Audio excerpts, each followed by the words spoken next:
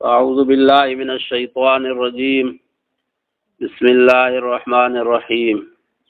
يا أيها الذين آمنوا لا يسخر قوم من قوم عسى أن يكونوا خيرا منهم ولا نساء من نساء عسى أن يكونوا خيرا منهن ولا تلمزوا أنفسكم ولا تنابزوا بالألقاب بئس الاسم الفسوق بعد الإيمان ومن لم يتب فأولئك هم الظالمون.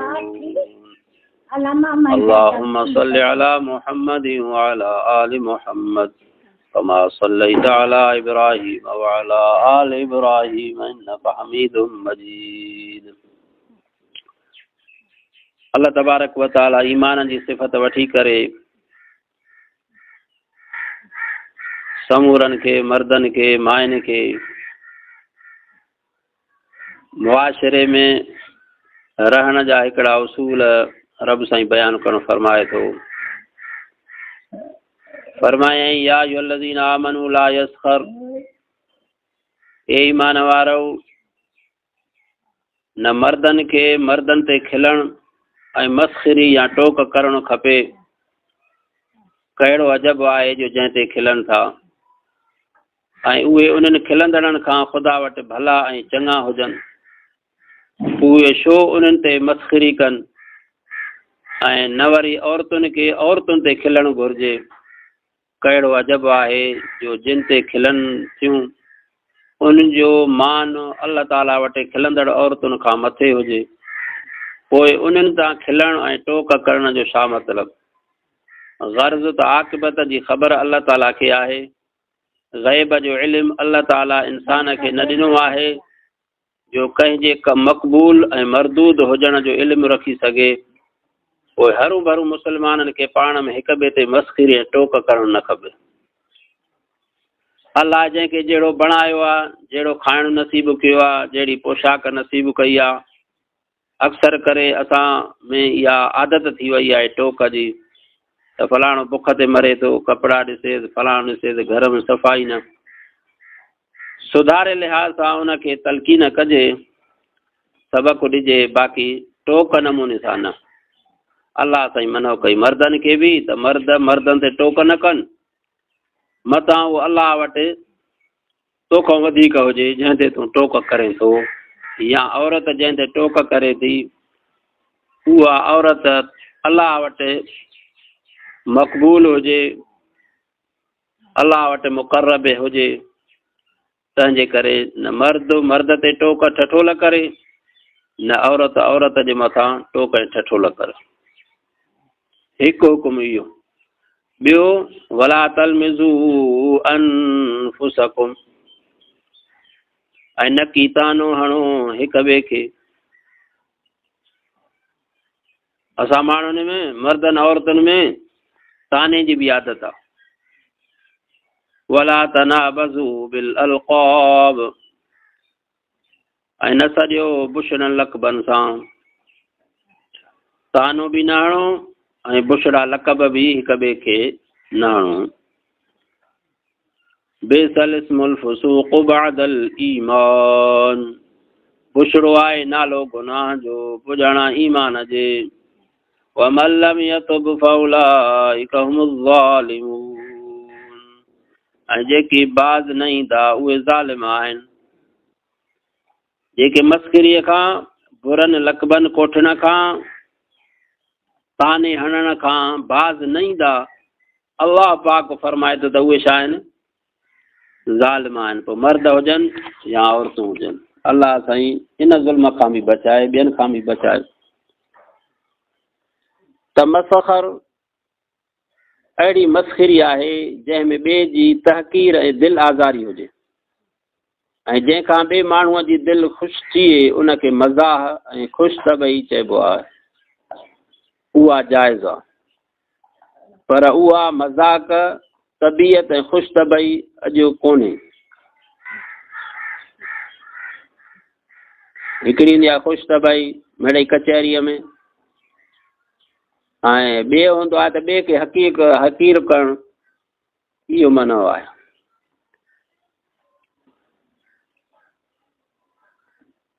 ऐं इहे गुनाह अहिड़ा आहिनि जंहिंमें इंसान खे फ़ाइदो कोन्हे।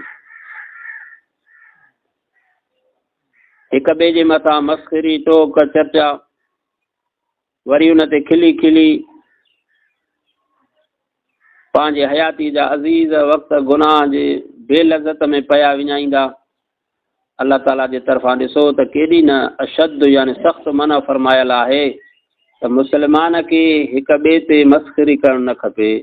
अहिड़ी हरकत कंदड़ शख़्स खे ज़ालिम चइबो। ख़्याल अलाह ताला मुस्लमाननि खे हिदायत जी तौफ़ीक़ ॾे, असांखे बि। अॻिते फरमाई, या अय्युहल्लज़ीन आमनू इज्तनिबू कसीरम मिनज़्ज़न्नि इन्न बअज़-अज़्ज़न्नि इस्मुन वला तजस्ससू वला यग़्तब बअज़ुकुम बअज़ा। अलाह जो केॾो प्यारो आहे पंहिंजे ईमान वारनि सां। ईमान जी सिफ़त वठी करे फरमाए थो, मर्दनि खे बि हुकुम आहे, औरतुनि खे बि हुकुम आहे, ए ईमान वारो परहेज़ करियो घणनि गुमाननि खां। बेशक के गुमान गुनाह आहिनि।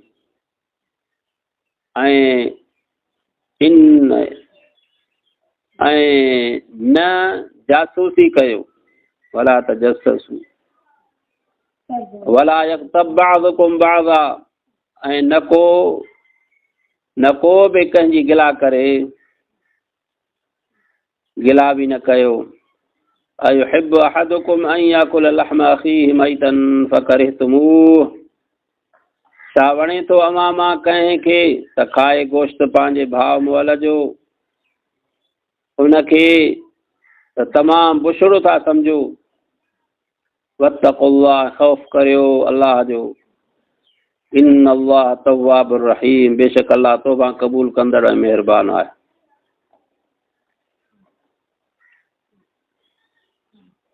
हे ईमान वारो, घणनि गुमाननि खां बचो, पासो कयो, छो त के गुमान गुनाह हूंदा आहिनि। ऐं कंहिंजी ऐब लाइ ॻोल्हा फोला न कयो, ऐं न की हिक ॿिए जी गिला ग़ीबत कयो। अव्हांखे उहा ॻाल्हि वणे थी छा जो पंहिंजे मुअल भाउ जो गोश्त पटे खाओ? उन खे त अव्हीं ज़रूरु ख़राबु सम्झंदा आहियो। कोई गिला उन वांगुरु ॼाणणु घुरिजे, उन खां बि नफ़रत ऐं बेज़ारी करणु घुरिजे। वत्तक़ुल्लाह इन्नल्लाह तव्वाबुर रहीम, ऐं अलाह खां ॾिजो, गिला ग़ीबत ऐब जोईअ खे छॾे ॾियो, तौबा कयो, बेशक अल्लाह ताला तौबा क़बूल कंदड़ रहम कंदड़ आहे। हिन आयत जे अंदरि टे हुकुम आहिनि। पहिरियों त कंहिं बि मुस्लमान में बुरो गुमान न थियणु घुरिजे। मर्द मर्द में बुरो गुमान न करे, औरत औरत में न करे, ऐं मर्द औरत में बुरो गुमान न करे, औरत कंहिं मर्द में बुरो गुमान न करे। ॿियो, बग़ैर तहक़ीक़ात जे कंहिं में बि ठलो गुमान न रखिजे। टियों, कंहिंजे बि ऐब जोई ऐं गिला न कजे। हज़रत बिन मसऊद रज़ी अल्लाह अन्हु खे कंहिं माण्हूअ अची चयो त फलाणे माण्हूअ जी ॾाढ़ीअ मां शराब जा फुड़ा पिया टिमनि। फरमाए त कंहिंजे बि ऐब जी ॻोल्हा करण लाइ असांखे मनो आहे। हाओ, जेका ॻाल्हि ज़ाहिर हूंदी उन ते गिरफ़्त कंदासूं। रसूलुल्लाह सल्लल्लाहु अलैहि वसल्लम फरमायो त जेको शख़्स कंहिंजी पर्दा पोशी करे थो, यानी उन जो ऐब ॾिसी ढके थो, अल्लाह ताला क़यामत ॾींहुं उन शख़्स जा ऐब न उघाड़ींदो। हीउ बि हुकुम आहे त गिला न कयो, गिला करणु सख़्तु गुनाह आहे। हदीस पाक में फरमायल आहे त ज़िना खां बि गिला सख़्तु गुनाह आहे। असां अहल सुन्नत वटि त काफ़र हरबी ख़्वाह ज़िमीअ जी बि गिला करणु जाइज़ न आहे। इस्लाम में हिकु ई फ़िरक़ो शीयनि जो आहे, जिन वटि गिलास आहे बि असाबिन सगोरनि जी न फ़क़ति जाइज़ बल्कि मज़हबी रुकुन आहे। हुननि हरामिन जो कमु ई इहो आहे त गिला करणु। जेको रसूलुल्लाह सल्लल्लाहु अलैहि वसल्लम जे प्यारनि साथियुनि रफ़ीक़नि हमराहनि जी गिला न करे त उहो शियो न आहे। इहो मज़हब जी बिना ॾाढी सुठी पैमाने ते बीहारियल आहे। अकुलमंद इंसाफ़ कनि।